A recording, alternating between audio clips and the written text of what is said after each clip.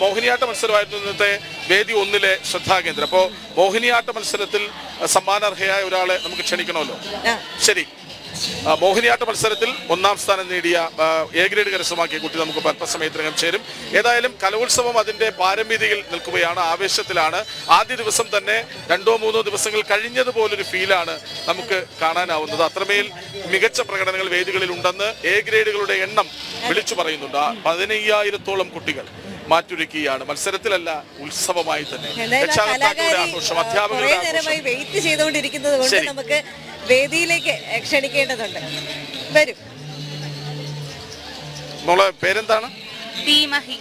എവിടുന്നാണ്? ഞാൻ കോഴിക്കോട്. കോഴിക്കോട് സാധാരണയായിട്ട് കലോത്സവങ്ങളിലൊക്കെ എപ്പോഴും 1 അല്ലെങ്കിൽ 2 ആ സ്ഥാനത്തൊക്കെ നിൽക്കുന്ന മികച്ച കലാകാരന്മാരും കലാകാരികളും ഒക്കെ ഉള്ള ഒരിടമാണ്. അപ്പോൾ അവിടെ നിന്ന് വരുമ്പോ എന്ത് തോന്നും? സന്തോഷമാണ്. ശരിക്കും ഒരു മോഹിനിയാണ് കേട്ടോ.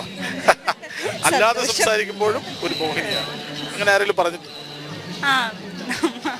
അമ്മ പറഞ്ഞിട്ടുണ്ട്.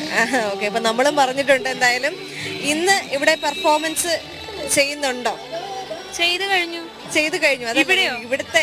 ഇവിടെ എന്റെ പാട്ട് കണക്ട് ആവില്ല. ശരി, എന്തായാലും കുഴപ്പമില്ല. എന്തായാലും നമ്മോടൊപ്പം ചേർന്നതിന് വളരെയധികം സന്തോഷം അല്ലേ കൃഷ്ണൻ?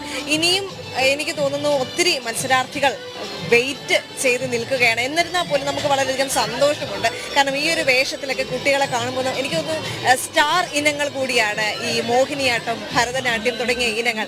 അതിൽ കുട്ടികൾ അണിഞ്ഞൊരുങ്ങി വരുമ്പോൾ നമുക്ക് അത്രത്തോളം ഇഷ്ടമാണ്, കാണാൻ വളരെയധികം രസകരമാണ്. അത്തരത്തിലൊരു അല്ലേ ഒരു മോഹിനിയെ നമുക്ക് എന്നത് വളരെ സീരിയസ് ആയി എടുത്ത ഒരു കാര്യമാണ്. അതോ പോകെ പോകെ ഇനി വേണ്ട എന്ന് തീരുമാനിക്കും? അതോ ജീവിതകാലം മുഴുവൻ നൃത്തം ഒരു ജീവിത കലയായി തന്നെ കൊണ്ടു നടക്കാനുള്ള ആഗ്രഹമാണ്?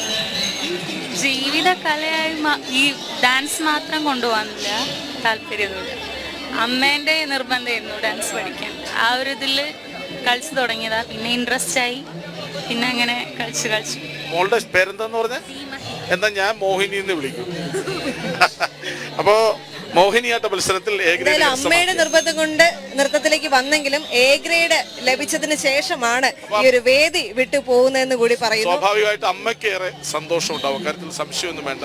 അമ്മയ്ക്കാണ് എപ്പോഴും കലാകാര്യങ്ങളിൽ ക്യാമറയുടെ പിന്നിൽ നിന്ന് മകളെ വീക്ഷിക്കുന്നുണ്ട്, മകൾ എന്തൊക്കെയാണ് പറയുന്നതെന്നൊക്കെ. അതെല്ലാം അമ്മമാരും അങ്ങനെയാണ് അല്ലെ? കലോത്സവത്തിന് ചെല്ലുമ്പോൾ ആ മാതാപിതാക്കൾക്കാണ് കൂടുതൽ ടെൻഷൻ എന്ന് തോന്നുന്നത്. ഉത്സവങ്ങളിൽ കൊണ്ടുപോകാനൊക്കെ അമ്മമാരെപ്പോഴും ആക്റ്റീവാണ്. അപ്പോൾ അത് തന്നെയാണ് ഈ മോഹിനിയുടെയും അമ്മയുടെ ലക്ഷ്യം. അത് നിറവേറ്റപ്പെട്ടു കഴിഞ്ഞു. സംസ്ഥാന സ്കൂൾ കലോത്സവത്തിൽ എ ഗ്രേഡ് കരസ്ഥമാക്കി മോഹിനിയാട്ടത്തിൽ. കൺഗ്രാറ്റ്സ്.